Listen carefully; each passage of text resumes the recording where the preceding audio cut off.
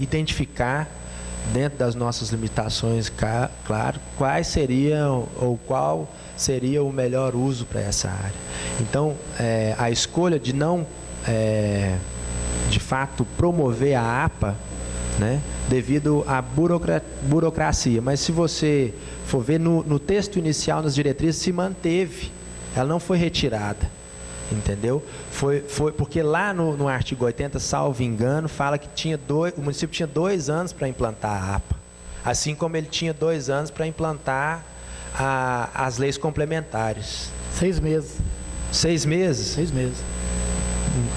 Piorou 3 vezes. O prazo de 6 meses a partir da data de entrada em vigor da presente lei para aprovação da lei de regulamentação da APA da barragem Benfica, Dr. Augusto Gonçalves, conforme o artigo 5º, inciso 3º da presente, contendo os limites das mesmas e seu zoneamento socioambiental. Exatamente. Mas essa Mata Atlântica que você falou, é lá no entorno da barragem, não é a Mata Atlântica? Sim. Então, mas não é o motivo para a APA, né? Não, é um motivo, com certeza, é um motivo para a APA, mas a gente, um dos conflitos é a sobreposição de zoneamento. Como eu não posso, o município não poderia pegar, igual fez o atual plano, que foi, esses imóveis que já eram urbanos, ele simplesmente no planejamento, que é o que vale hoje, ele excluiu essas áreas como áreas urbanas. Não poderia o município fazer isso. Então, quando a gente tem aquela situação de áreas urbanas, a gente tem 2 caminhos: ou assume como área urbana de fato, todo aquele perímetro que já está consolidado. Isso nós estamos falando de imóveis de, sei lá, mais de 30 anos, cadastrados no município como lote urbano, cujo proprietário paga IPTU. Até se o município for promover uma indenização, de certa forma, é prejudicial para o município. E uma outra coisa, assim, essas áreas nunca vão tornar o que eram, né? Um dos outros motivos é o seguinte: o conceito em torno da barragem é que ela que faz o abastecimento de água do município, etc. Não necessariamente o município depende da barragem do Benfica, ou melhor, das 2 barragens, porque elas são alimentadas por 2 córregos principais, que é o Ribeirão dos Capotes e o Rio São João, certo? Desculpa, dos Pinos, Capote é para os Garcis, desculpa. E a consequência disso que é o seguinte: a barragem foi construída pelo propósito de produção de energia elétrica, que inclusive, se os senhores observarem, é o que ela faz, e a produção é particular. Se a gente pensar em proteção em função do lago, não necessariamente é uma coisa 100% coerente. Mas se falar em proteção em função das nascentes, dos mananciais, aí tem total coerência, vou dizer assim. Por quê? Como eu disse, as propriedades já estão definidas. A gente, por mais que transforme lá numa área de proteção ambiental, a gente nunca vai ter a possibilidade de, onde aquela propriedade já está consolidada como urbano, de transformar aquilo ali numa... ou de impossibilitar aquele proprietário ali de fazer qualquer intervenção.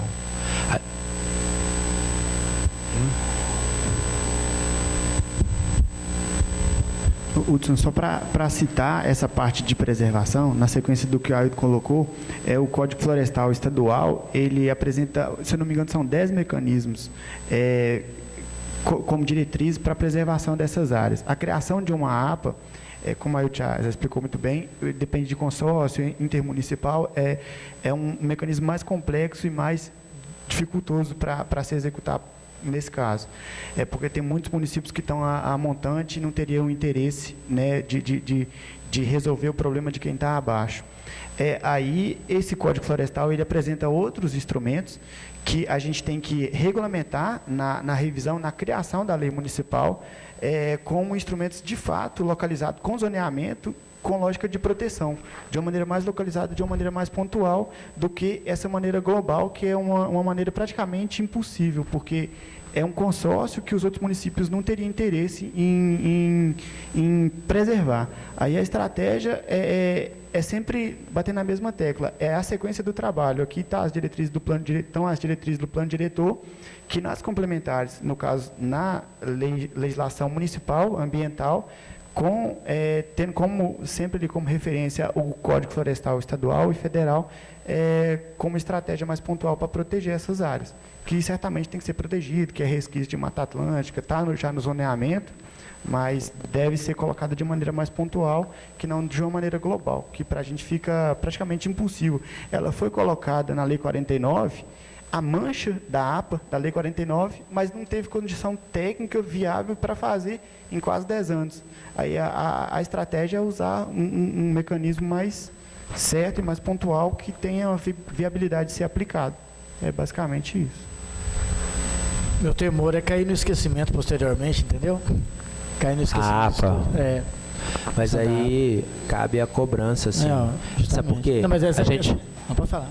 Desculpa, a gente defende que com a lei municipal, o município, inclusive, pode ter mais autoridade para determinar que área A ou B, em função do seu valor ambiental, se torne relevante para o município como uma área de preservação, como eu disse, que tem muita área urbana de preservação ambiental, entendeu? Porque simplesmente definir um polígono e para induzir que aquilo ali seja uma área de proteção ambiental, não vai surtir o resultado necessário.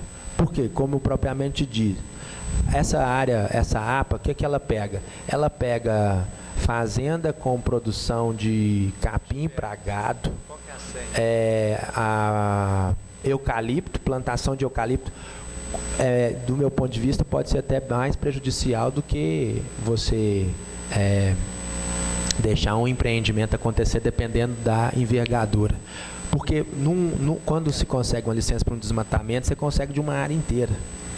Então, não fazer uma área de proteção ambiental generalizada de modo superficial, eu acho que perde a efetividade. Se a gente realmente quiser seguir os resquícios que ainda tem de mata, entre aspas, virgem, as manchas estão lá, estão definidas. Porque o que não está na mancha já não é floresta mais. Já não tem, não tem nenhum dos estágios de Mata Atlântica, que, salvo engano, é primário, secundário, que são os estágios que ainda podem ter parcelamento. Então, o Código Florestal ele é muito restrito. O município está passando a responsabilidade para o Estado? Não necessariamente, mas é porque é no Estado que define. É no Estado que define. Por quê? Ainda os municípios não têm uma atuação efetiva sobre áreas e sobre licenciamentos ambientais. Existe o CODEMA, mas ele fica só a nível de áreas de preservação permanente, né? Que são os limites das APPs, e quando tem qualquer intervenção em curso d'água ou incide sobre Mata Atlântica, por exemplo, como qualquer outro empreendimento ali, tem que recorrer ao Estado. E, querendo ou não, o município não disponibiliza de técnicos para avaliar, né? Porque um estudo para se fazer APA tem que se fazer levantamento de flora, de fauna, né? Estudo de relevo, estudo de solo, né? De geologia. Então, para se construir uma APA de verdade, como eu disse, não só delimitá-la no mapa. Então, tem-se essa possibilidade? Tem. Já existem áreas demarcadas.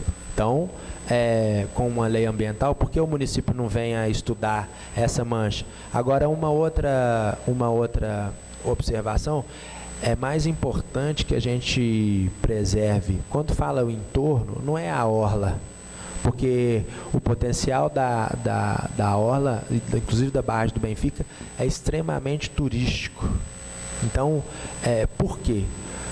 Vamos dar um exemplo. O reservatório de Rio Manso, e tenho aqui de Serra Azul, que são 2 reservatórios que abastecem a região metropolitana de Belo Horizonte e, inclusive, a capital Belo Horizonte. Neles, sim, existem uma área de preservação ambiental gigantesca, na qual está 100% coerente, porque tem que proteger aquele manancial, porque aquela água é utilizada para o abastecimento. A nossa água é para produção de energia, até contrapõe que se você for na barragem agora, quantos metros abaixo o nível da água está? Quer impacto mais relevante do que esse? Né? Então tem que parar a produção de energia? Não tem, a barragem não é nossa. Nós temos que compreender isso também. Então, assim, o município ele tem a propriedade, não de fato, mas eu acho que os municípios têm o direito, inclusive, de utilização. Então, poderia-se haver, mediante as diretrizes legais, um acordo. Por quê? Porque se o município, com certeza, tiver o controle da propriedade, o controle é a regulamentação legal. Quando qualquer ação lá que estiver fora o que a lei pede, o município tem condição de atuar. Hoje o município não consegue atuar. Hoje, a gente, na nossa discussão do Código de Parcelamento do Solo, a gente começou a estudar algumas multas que os municípios aplicam. E numa das discussões, eu questionei ao promotor, assim, sabe qual que é a multa que o município tem hoje, capaz, para poder, quando ele vai fazer uma notificação para um chacreamento irregular? É ridículo, mas ele vai pagar R$ 116. É o instrumento que o município tem hoje. Mas por quê? É uma legislação de 88. Então, quando que vai acabar as ocupações irregulares? Quando o município tiver a autoridade de ir lá, autuar e, inclusive, multar. Porque ele autua, mas o processo jurídico sai mais caro do que a multa que se vai pagar. Num dos diálogos desses chacreamentos irregulares, a promotoria, a justiça, né, o fórum e a prefeitura. E aí, qual é a solução? Manda reverter a área na condição que era? Impossível. Por que é impossível? As pessoas já interviram no meio, já construíram, já mudaram a condição do terreno. Por parte de quem faz o empreendimento, só multar não adianta. Então, qual que é a solução? Se não pôr regra e não começar a aplicar a lei com as regras, esse tipo de ação ele nunca vai acabar. Entendeu? Porque é muito mais interessante fazer um parcelamento irregular do que fazer regular. O irregular eu tenho que cumprir um monte de quesitos legais, inclusive ambiental, que hoje é muito burocrático, né? Dependendo da região, por exemplo, esses empreendimentos de Mata Atlântica 2 anos, 2 anos e meio para se chegar a ter um laudo conclusivo de autorização de intervenção. Então, fazer irregular é interessante, porque o município não tem controle, o máximo que se faz é uma notificação do Ministério Público, ele ouve as partes, mas não tem solução. A solução fica, aí o município ele é coautor, porque ele deveria agir com a fiscalização, mas mesmo se ele agir, não tem resultado efetivo. Então, hoje o município tem mais, o último levantamento, salvo engano, são 32 parcelamentos ou chacreamentos irregulares. Isso em toda a região. Vocês podem ver, essas manchas vermelhas aí são os povoados urbanos, Lopes, Córrego do Soldado, Cachoeirinha e etc. A gente está promovendo um perímetro urbano de expansão, que é o polígono em amarelo em torno de cada mancha vermelha, que é para possibilitar esses empreendimentos de se tornarem regulares. Mas é simplesmente o município aceitar? Obviamente que não. Eles vão ter que cumprir todos os quesitos legais de quem faz da forma legal, porque senão vira um negócio extremamente interessante para quem faz empreendimento irregular. Então, é isso, né? Já está com o tempo ali, eu falo muito. Eu vou abrir a pergunta para assunto específico, né? Para questionamento específico. A região dos Carneiros, ela já é considerada, ela já está dentro do colar? A região dos Carneiros, a gente classificou ela como povoado urbano. Então, como que gera essa transformação? Essa transformação, ela surge a partir de onde? Hoje lá já existem os núcleos formados, né, de ocupação. Então, o município vai lá e notifica todo mundo, fala assim, ó, você tem que agora pagar IPTU? Não. O controle da propriedade é de cada um. Então, a parte interessada ou as partes interessadas buscam um município para poder fazer o cadastro daquele imóvel ali como área urbana.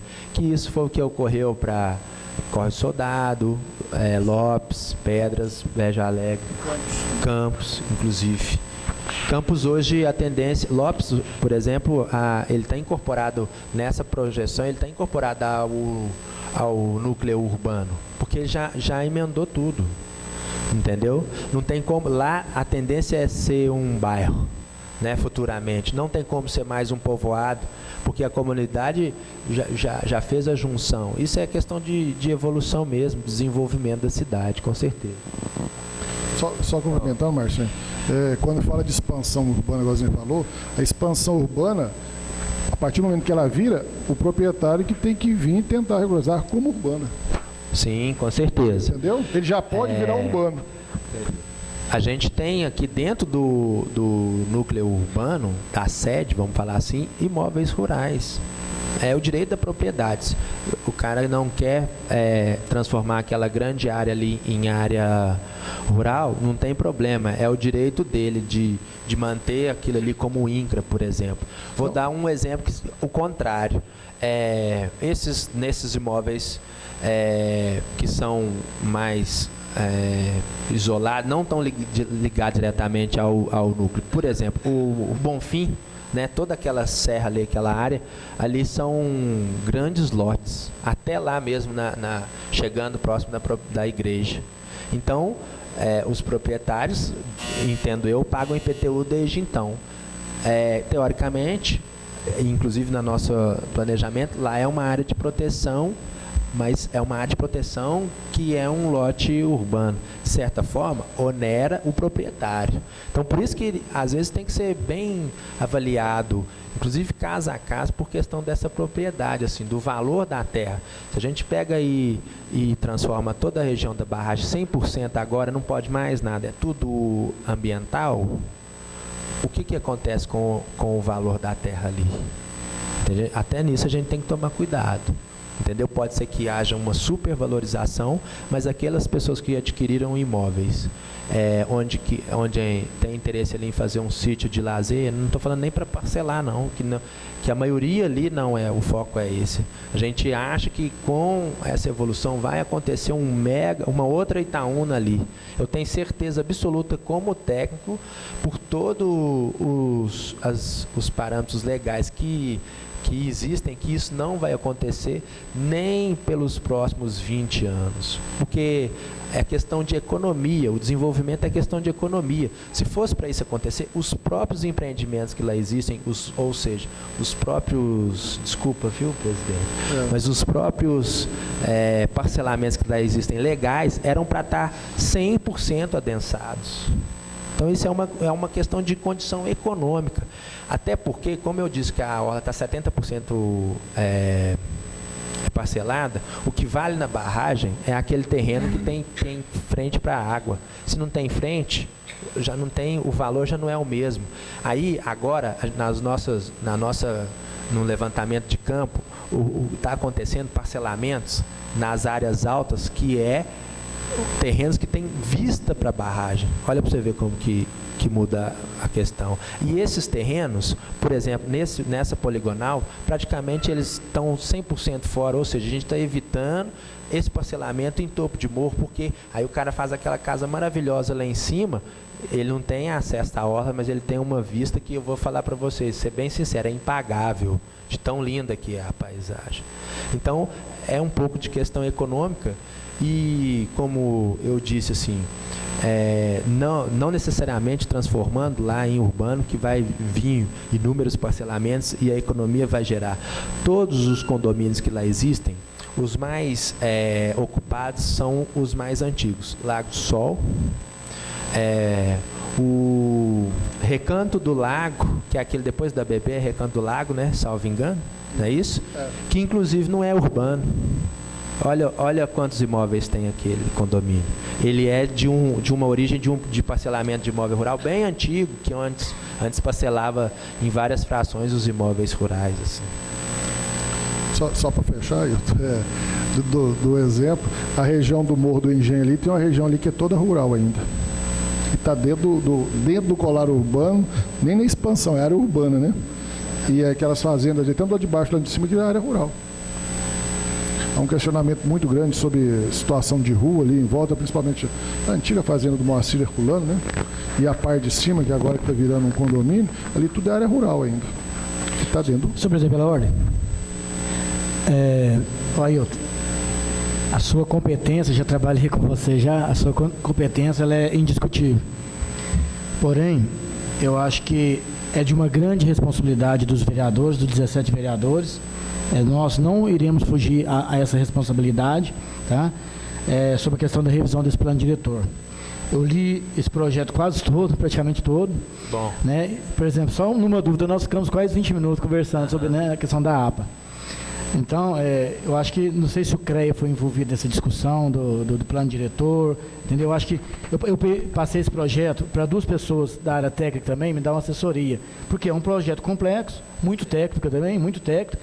Então, assim, nós temos que ter essa consciência de que, né, que ele vai influenciar na vida dos cidadãos itaunenses, né? Então, por isso que eu acho que eu acho um pouco precipitado a gente votar esse projeto ainda nessa legislatura, senhor presidente. Entendeu? Eu acho que a gente devia discutir ele mais e deixar para a legislatura vindoura apreciar essa matéria. Eu tenho inúmeras dúvidas sobre esse projeto, não sei se os demais vereadores também têm, inúmeras dúvidas sobre esse projeto. Então, só isso, eu acho que a gente devia contemporizar esse projeto aí e segurar ele e votar ele na próxima legislatura, gestão também, né? Eu não vejo problema, o plenário é soberano para isso, só um alerta, né? Se ele for votado ano que vem, ele só entra em vigor em 2018. Mas qual a legislação? Ele só pode, não é isso, Ailton?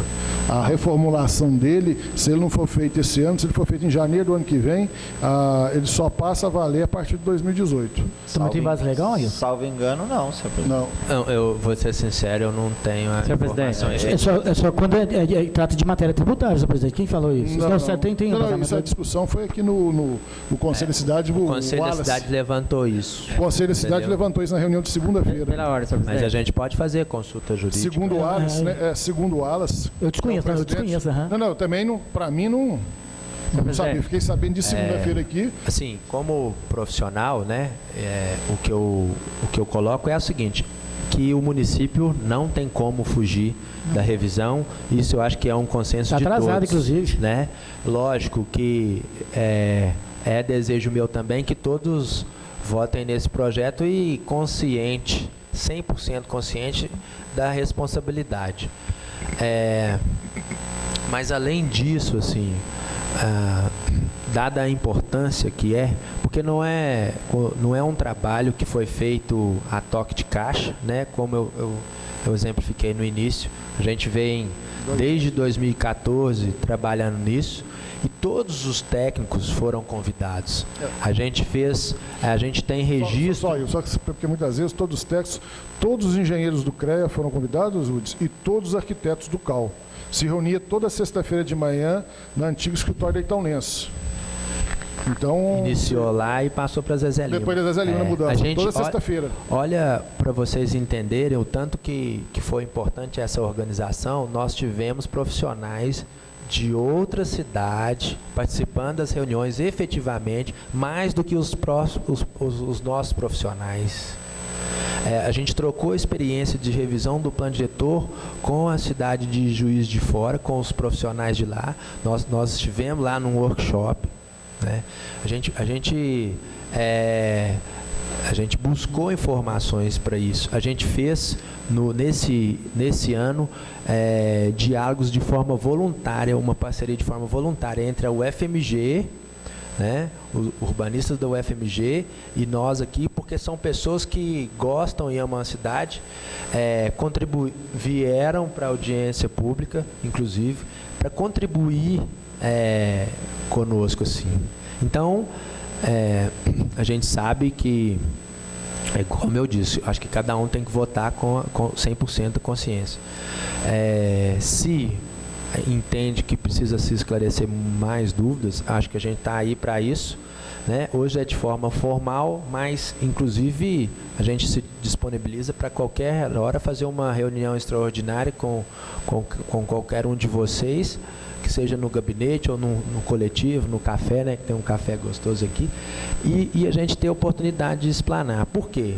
Para mim vir aqui também, em 2 horas, falar de 2, 3 anos de discussão é muita coisa, porque muito das dúvidas de vocês foram as nossas dúvidas lá atrás e da equipe e dos profissionais que estavam participando, entendeu? Resta assim, a cidade anseia por isso eu tenho certeza, porque as perguntas lá, e o plano, parou, como é que é o negócio? Hoje eu recebi uma ligação de um colega de Brasília que a gente trocou informação. Eu falei, como é que tá? Parou o projeto, foi para a Câmara e parou? Eu falei, não, estou indo lá hoje, inclusive, explanar. Então, assim, é a questão da continuidade, né? França. Só uma informação, o objetivo da vinda do Ailton agora, né? Semana passada não tinha como, não é para agilizar nem votar agora, não. Eu acho que é para tirar a dúvida e não tem, a prefeitura está pressionando para votar isso. Não tem isso. O que a gente sabe... Não existe. Não existe isso. A pressão muito grande, às vezes, é dos próprios profissionais. Eu tive uma reunião quarta-feira passada lá no CREA, o pessoal quer ver isso votado para ver se movimenta mais a economia. É uma situação. Eu acho que não pode ocorrer o que ocorreu em 2007 e 2008, que acabou que esse projeto ficou aqui na Câmara parece que 6 meses e ele não foi votado. Inclusive, até pouco tempo, a promotora da época, a doutora Fernanda, né, ela moveu uma ação contra todos os vereadores e contra a casa porque eles não quiseram votar. Ele foi promulgado sem ser votado. Foi isso, Edinho? Ô, presidente. Estão sendo mudados. Porque isso ficou parado aqui na casa. O pessoal não tem competência, não vota, ficou. Eu era inspetor-chefe do CREA, eu trouxe 2 técnicos aqui na época, pedido do Orlando Rodrigues, que era o presidente da casa, a gente trouxe, o pessoal participou, e acabou que ele não foi votado.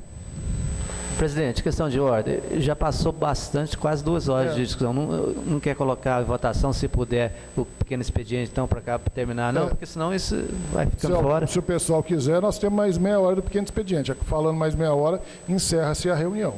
Todos os expedientes estariam... O que o plenário decide? Senhor presidente, na verdade, mais meia hora acho que não vai resolver esse problema dessa reunião hoje. Eu acredito que não. Eu acho que não pode entender. O que eu queria colocar para o senhor é o seguinte. Veja bem, é um projeto de uma importância muito grande. Talvez nesse mandato nosso, seja um projeto que teria que ter mais tempo para ser analisado. Eu acho que esse ano ainda seria pouco para ser analisado.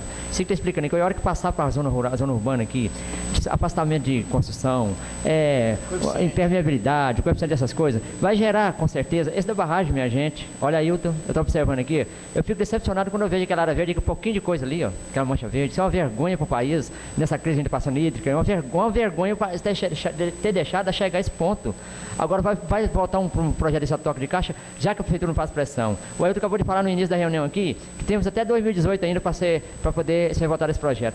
Por que a gente não dá um tempo para isso? isso, deixa para os novos legisladores do ano que vem ter mais tempo para estudar isso. Eu, o Edinho, o Marcinho, a gente estava sentado ali conversando sobre isso, a gente vê uma importância tão grande no projeto desse, que hoje, mais meia hora aqui, menos meia hora, não vai resolver problema nenhum do nosso aqui hoje. Problema nenhum desse projeto tão importante, dessa envergadura dessa. Não, concordo com você. Ô, presidente, questão de eu não estou falando para discutir o projeto, estou falando para evitar essas conversas, senão nós vamos ficar aqui, já passou mais de meia hora, o horário nós temos que cumprir, não temos? Sim. Então, se quiser, mesmo com as observações, que nós não estamos discutindo projeto, que se faça dentro dos 30 minutos. Não é discutir projeto, não vamos votar esse projeto agora, vai passar pela comissão ainda. É. O plenário concorda que seja extingido por mais meia hora e encerra-se a sessão? Os vereadores concordarem, permaneçam como estão, caso contrário, se manifeste. Com 2 votos contrários, então nós teremos mais 30 minutos e a reunião será encerrada com as considerações finais do Ailton. Mais 30 minutos. Joel, por favor. Boa noite, Ailton. São tantas dúvidas, né? Mas eu quero pontuar uma aqui para que os outros possam perguntar também. No artigo 27, Ailton, eu queria que você, por favor, me explicasse assim, o que levou a essa mudança dos 300 metros, né, quadrados para 500 metros. Certo. E se, a seu ver, né, ao ver da comissão, isso não vai estar prejudicando as pessoas, os moradores, os vizinhos, né? Com certeza. A legislação atual trata de uso compatível com área residencial, a classificação de imóvel comercial, serviço ou industrial com limite de área construída até 300 metros. Considerando o conceito técnico de limitar somente por área,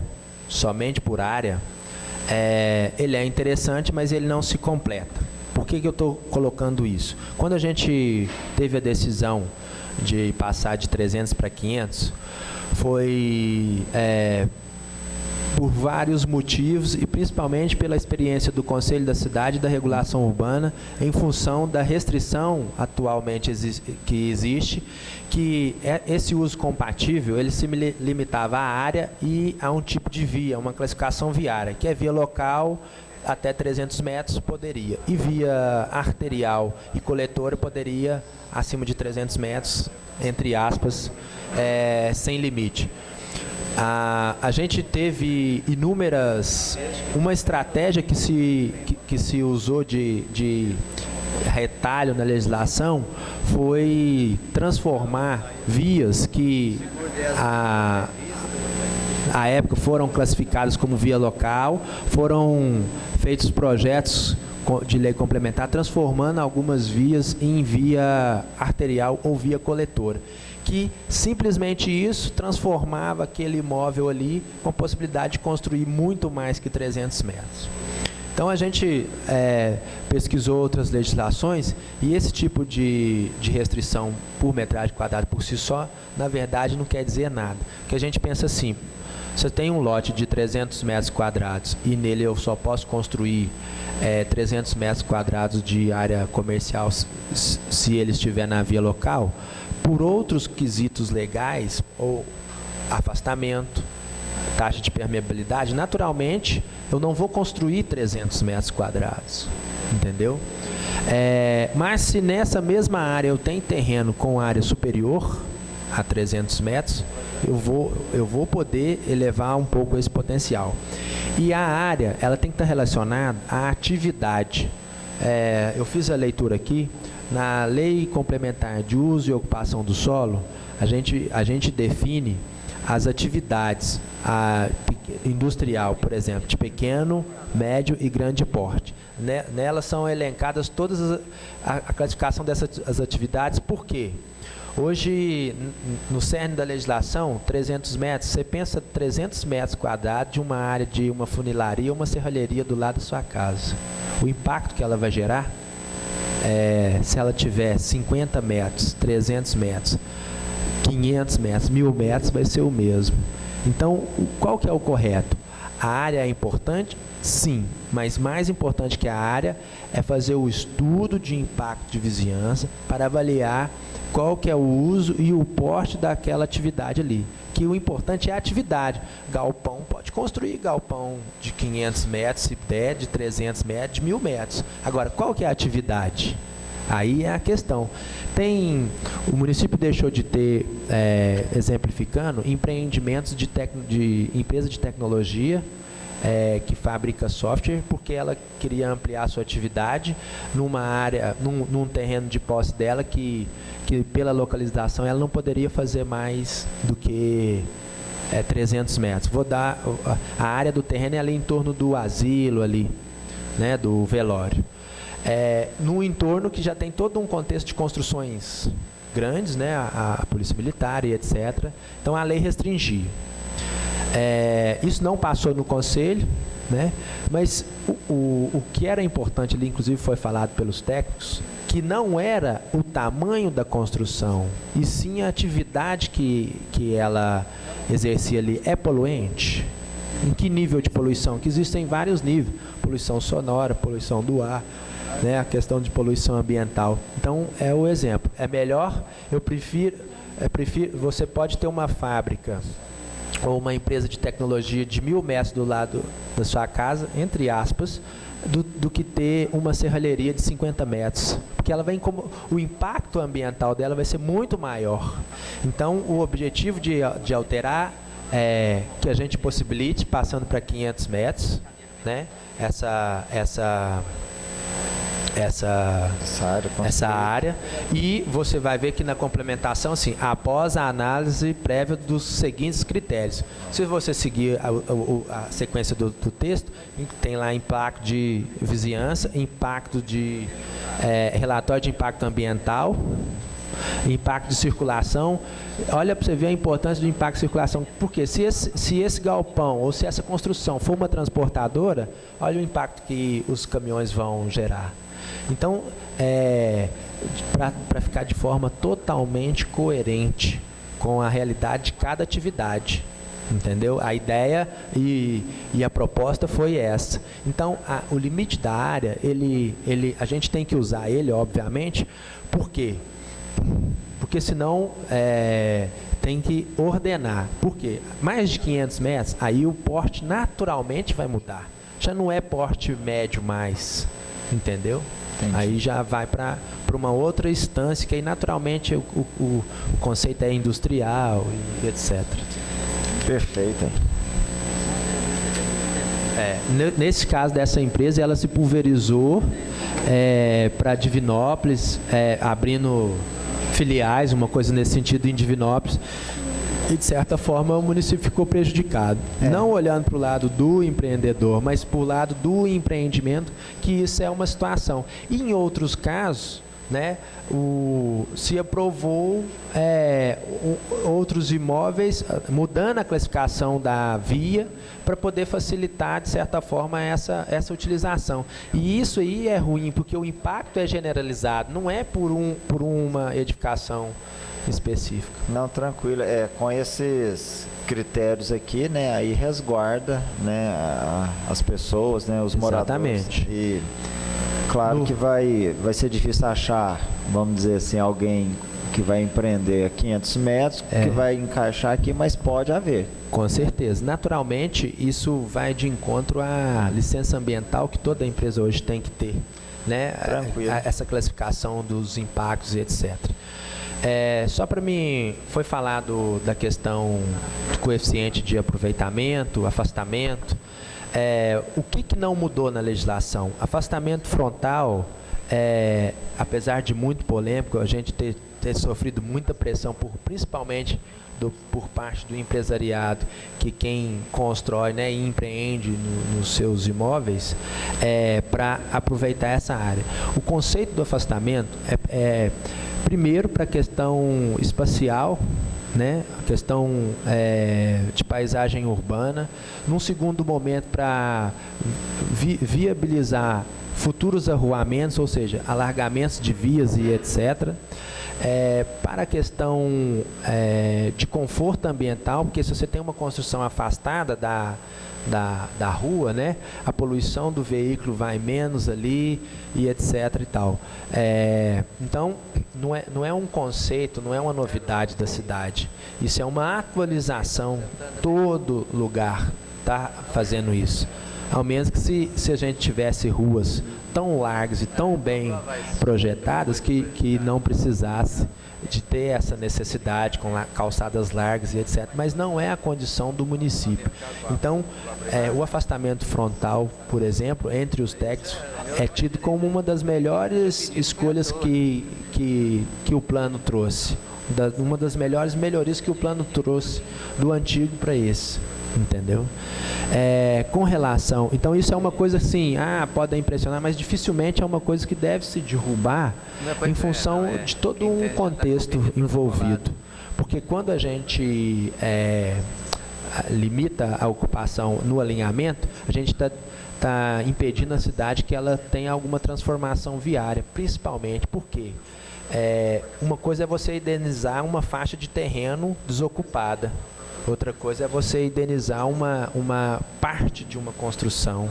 Então, né, e a função da propriedade ela tem que prevalecer do direito coletivo e não do privado, nesse sentido. Os coeficientes de aproveitamento, eles foram também muito discutidos.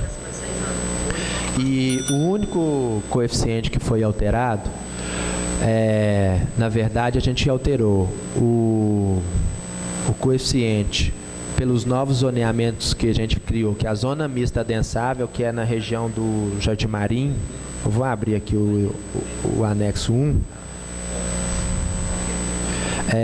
Na região do Jardim Marim, Santa Mônica, porque a gente fez um levantamento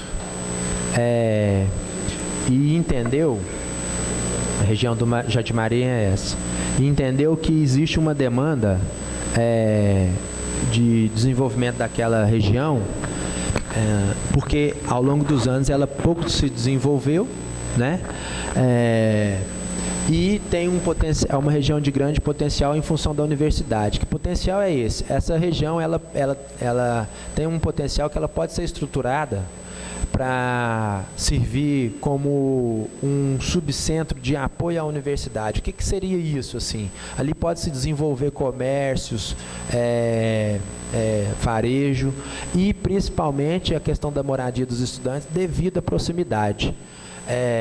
A gente fez um levantamento da área, o tanto que houve de verticalização na região para moradia de estudante. A maioria dos imóveis lá não são para venda, e sim para aluguéis para os estudantes. Então, o objetivo é potencializar essa área, porque nas discussões foi colocado que deveria ser generalizado para a cidade toda. Aí a gente contrapôs, por quê?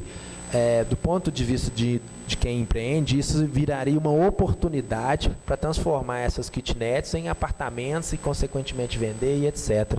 Então, a gente restringiu a uma região, obviamente, lógica, devido à proximidade, né? E com esse potencial de desenvolvimento. A região só não é mais ocupada hoje por estudantes, porque ela ainda não tem um desenvolvimento comercial não equiparada ao centro, que isso não se pode fazer dessa forma, mas com alguns serviços que pode fazer com que as pessoas, evitem com que as pessoas desloquem mais ao centro. Então, a gente tem muita concentração de estudantes lá e no centro da cidade, né, nos imóveis centrais, por questão lógica. A gente... Nesse zoneamento, que é a zona mista adensável, a única coisa que alterou foi a cota por unidade habitacional. A cota por unidade habitacional define o número de unidades que cada imóvel pode ter, unidades residenciais ou habitacionais. Então, a gente elevou a cota lá, salvo engano, para 40. Hoje, a cota...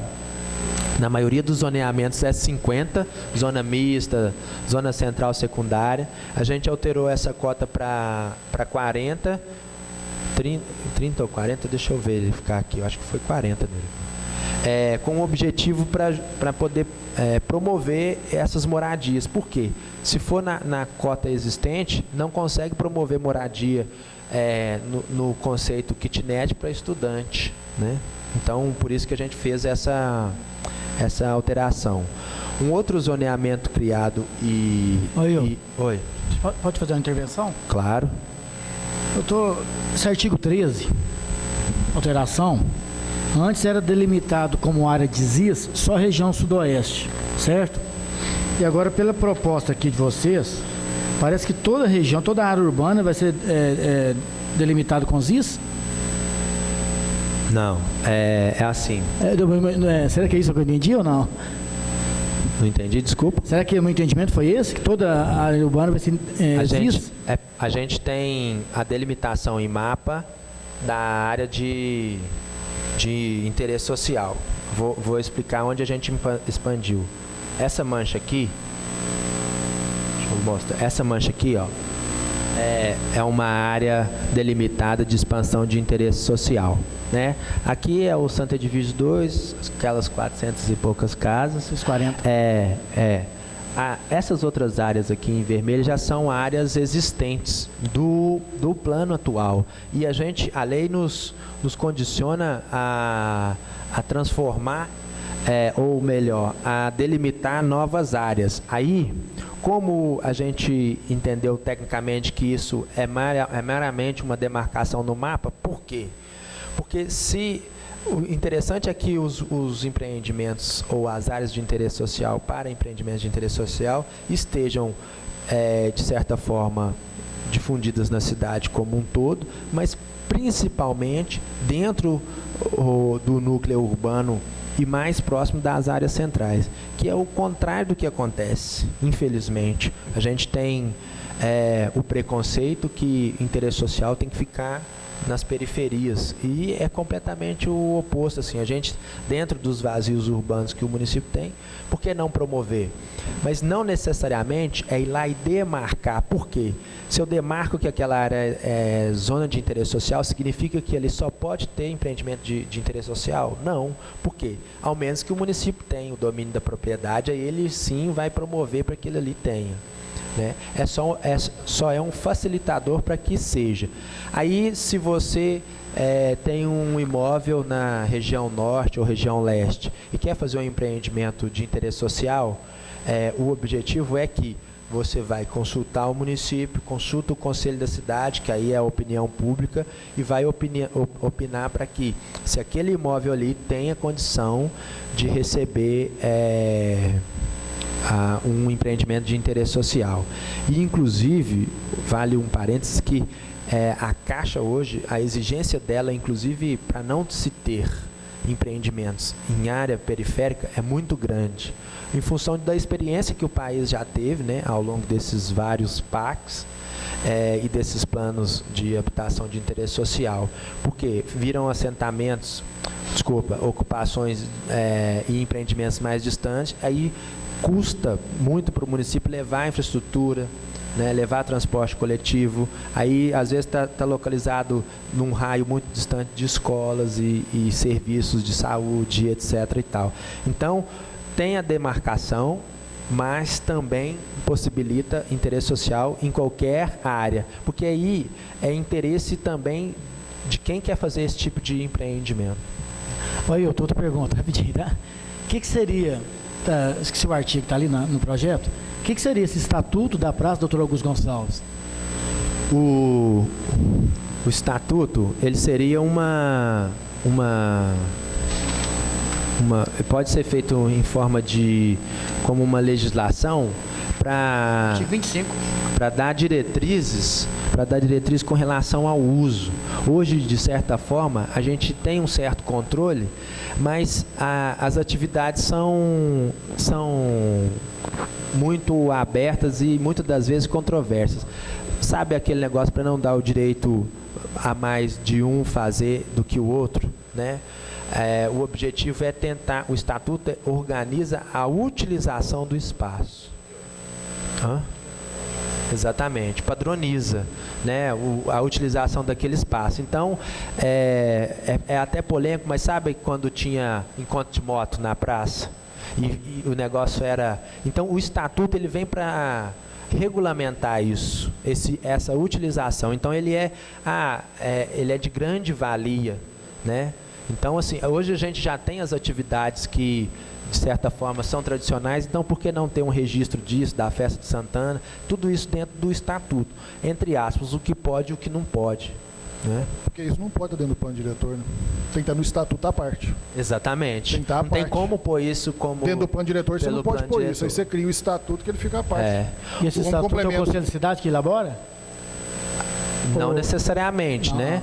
Pode vir por iniciativa da própria sociedade, né? Mas 100% de certeza tem que ser discutido no Conselho da Cidade. Certo. E nos demais conselhos que forem necessários. Por exemplo, o Conselho que cuida da parte de trânsito, né? Da questão da mobilidade urbana. Porque a praça está totalmente envolvida com mobilidade.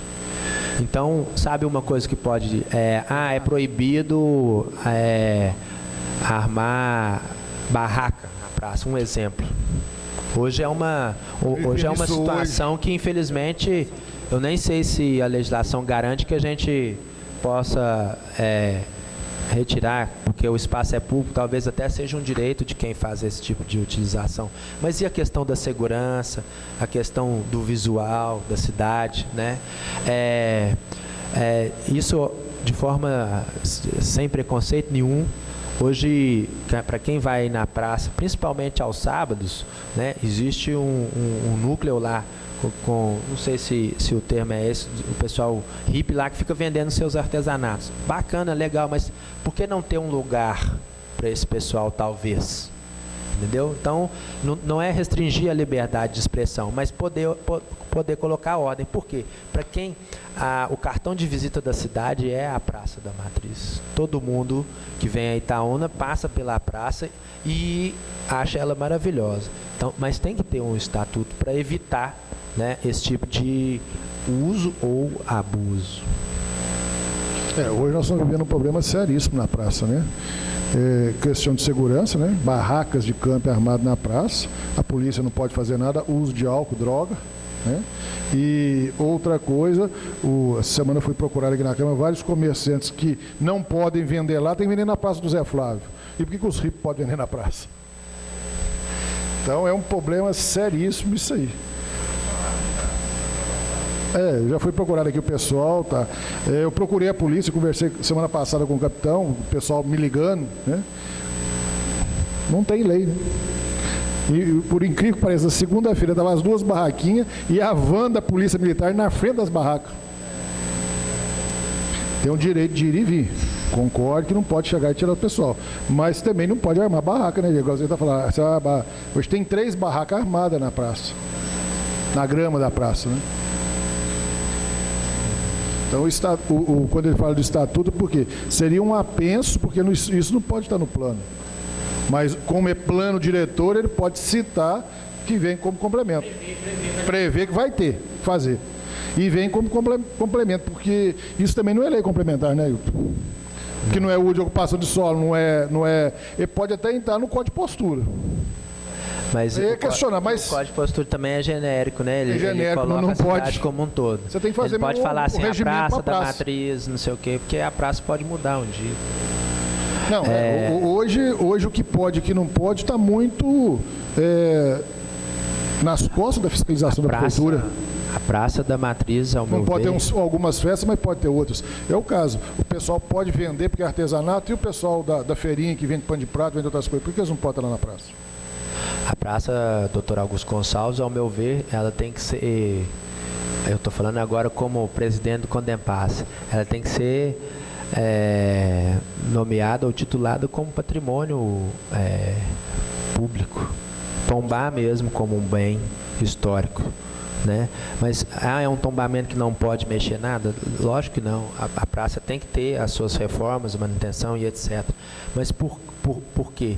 Ela sobreviveu à cidade ao longo desses anos todos e, do meu ponto de vista, belíssima. São raras as cidades que têm uma praça com o nível que a gente tem. Então é de se orgulhar e também de se organizar, né, essa utilização, igual eu disse, sem preconceito nenhum, porque a praça é do povo e para todos, mas tem que ser de forma organizada, não pode ir lá... Inclusive a praça tem um problema sério, que ela é terra devoluta, né? Exatamente. Existe um problema sério que nós eu ia estamos... falar agora, tem que criar uma matrícula para ela, que ela a praça toda hoje é terra devoluta, inclusive, existe um questionamento agora, a gente está chegando-se num acordo, a igreja com, né, a mídia diocesana com a prefeitura. Eu intermediei isso no início do compadre Francisco Osmando, pelo seguinte: a igreja, que é o domínio, né, agora vai ser acertado de todo o átrio, que vai até o início da grama do lado de lá e o limite da lateral, onde é feita as festas. Só que o limite lateral ali era uma rua, né? Se vocês lembram, ali era o ponto de ônibus santanense dos Garcia antigamente.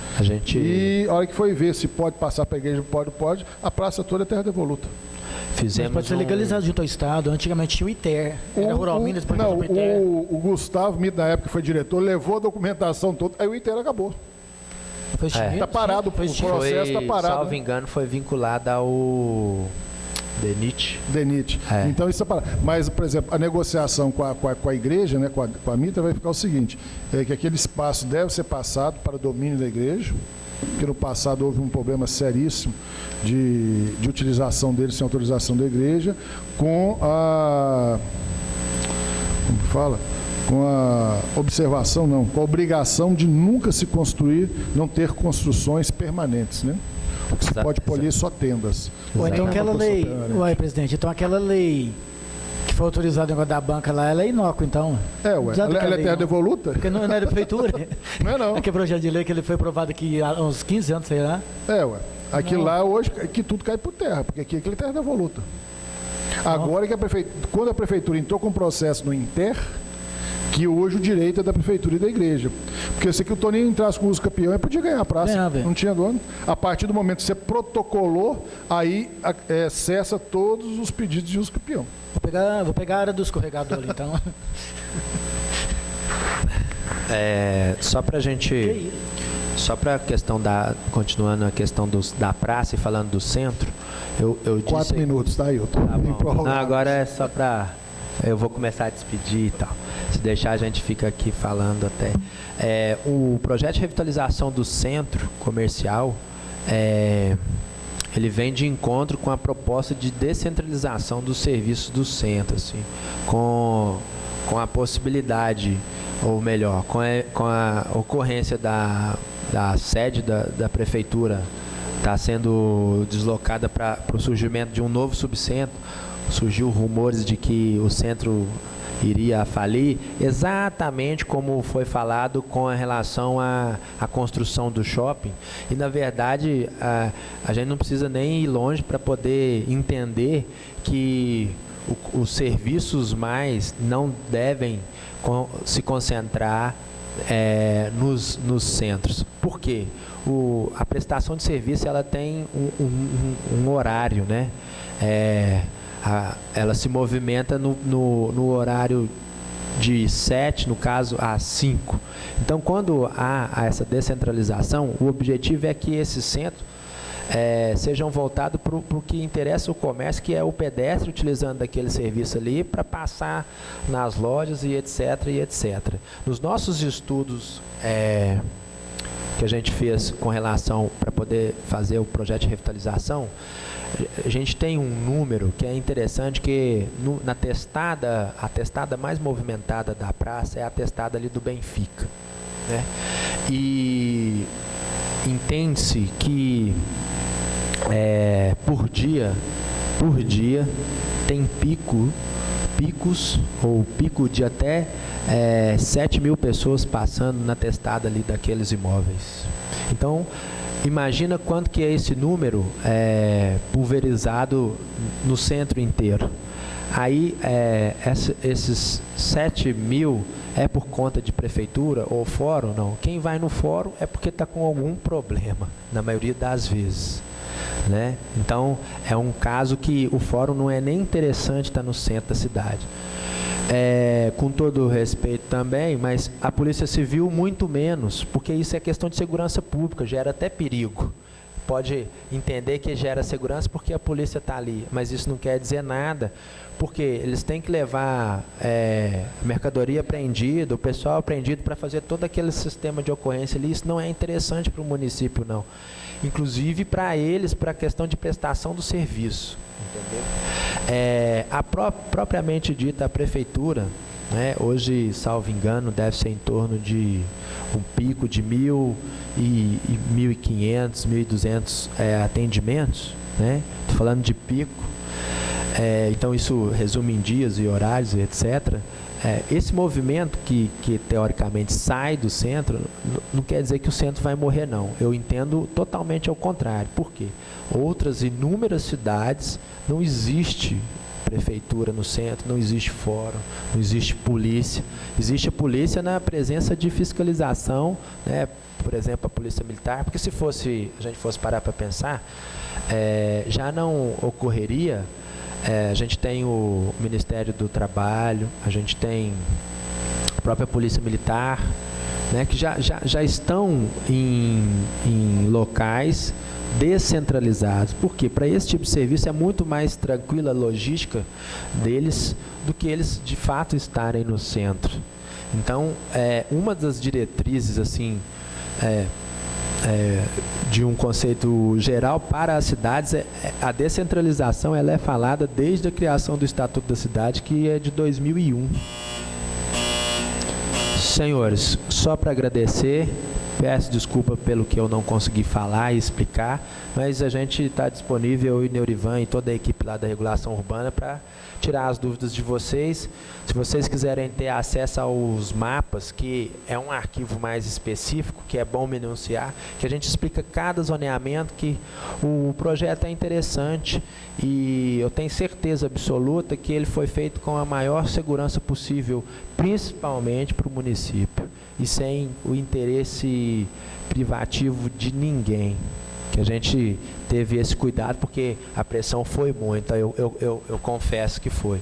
Mas como era uma reunião aberta e pública, dificulta e inibe esse tipo de pessoa. Então, foi inclusive uma escolha nossa. Quero agradecer pela oportunidade mais uma vez. E assim que, quando vocês quiserem, a gente está disponível para vir à casa e explanar quantas vezes for necessário. Peço desculpa aí, falar demais e exceder os horários e mudar até o expediente. Obrigado, presidente. O Ailton vai deixar disponível para a gente, não tem como ser mandado por e-mail, porque é muito pesado isso aí. Mas o pessoal depois via pendrive ou mesmo CD, a gente pode gravar e disponibilizar. Porque só para abrir os mapas, o arquivo é muito pesado. Então, já tem, quer dizer, o projeto que está aí na Câmara está aí com impresso, mas a gente pode estar disponibilizando isso aí depois do digital. A apresentação dele é leve, vamos falar assim, mas os arquivos é que são bem pesados. Mas aí ele vai deixar disponível para a gente deixa numa máquina, quem quiser vai e leva o pendrive e copia lá depois na secretaria. Senhor presidente, pela ordem, antes de Vossa Excelência encerrar a reunião, né, dentro do assunto, então, só queria dar uma informação, pela ordem, oriunda lá do Tribunal de Justiça de Minas Gerais. Eu fiz um levantamento na peça orçamentária do Governo do Estado, que chegou lá na Assembleia, para 2017. Na rubrica do Tribunal de Justiça, certo? E, posteriormente, eu mandei uma ouvidoria para eles, se tratando da construção do fórum. A resposta foi a seguinte, a resposta foi no sentido de que a programação de obras do Tribunal de Justiça de Minas Gerais é feita respeitando a ordem do sistema de priorização de obras, que, por sua vez, segue as normas previstas na Resolução 114/2010 do Conselho Nacional de Justiça e a Resolução 687/2012. A comarca de Itaúna está classificada na 14ª posição de prioridade de obras. Nesse caso, o pedido de licitação está previsto no planejamento de obras para ser feito em 2020. Mas, caso, aí faz uma ressalva, mas caso ocorra a urbanização, necessária no terreno doado ao Estado para a construção do novo fórum, a abertura da licitação poderá ser antecipada. Então, você não tem nada no orçamento para a construção do fórum para 2017. Isso é uma preocupação nossa também, porque o Dr. Paulo teve aqui aquele dia, alguém abordou, acho que foi o Marcinho Racuna, que abordou sobre a questão do orçamento, né, e realmente não tem previsão orçamentária para a construção do fórum aqui na cidade de Itaúna. Só uma observação.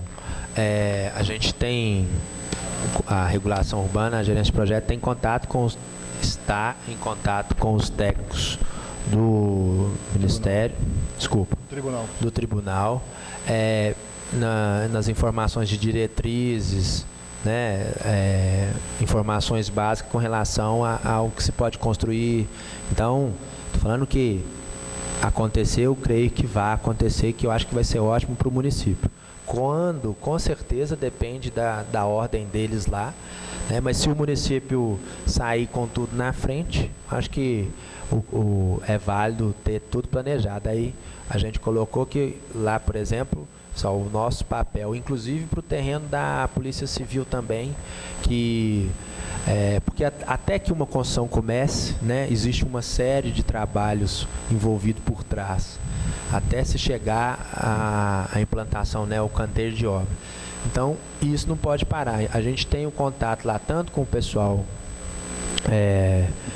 do tribunal e também do pessoal da Polícia Civil do Estado. Assim, falando isso, porque muita gente achou que essa obra ia começar imediatamente. Com os técnicos, né? Que aí a gente fica trocando figurinha, porque a gente conhece a cidade, conhece as condicionantes dos terrenos e etc. E eles têm o projeto meio que padrão deles, aí, mas acaba que tem que fazer adaptação. Estou falando porque muita gente achou que essa obra ia começar imediatamente, já agora, muita gente. Eles vieram aqui, eles viriam aqui na quinta-feira, inclusive. Na quinta-feira, aí parece que eles adiaram a vinda. Né? Semana passada estava para vir Ministério Público, não? Depois que nós aprovamos a lei, o Ministério Público, a Procuradoria-Geral do Estado, do Ministério Público, estaria aqui para ver o terreno que nós votamos e foi doado semana passada. 2 avisos para terminar. Amanhã, a partir das 19 horas, nós vamos ter o seminário Mais Gentileza, Menos Violência, tá aí, foi divulgado com vocês. E a próxima reunião, que seria no dia 15, que é feriado na terça-feira, ficará para o dia 17, na próxima quinta, às 19 horas. Então, a reunião da semana que vem terá que ser feita na quinta-feira, dia 17, a partir das 17 horas. Certo? Dia 17 às 17 horas, quinta-feira, a partir das 5 horas da tarde. Porque foi questionado, inclusive foi feito um telefonema para cá, a pessoa fica querendo saber, achando que, porque daquele outro emendado do feriado, que faz parte o dia do servidor público. Houve um questionamento, mas servidor público tem feriado? Não, tem, e foi feita a segunda. Que quando o feriado cai no dia da reunião, que a semana não precisa de ter reunião. Isso não está previsto no regimento, tem que ter a reunião. Então, mesmo o feriado sendo na terça, dia 15, a reunião será no dia 17, às 17 horas.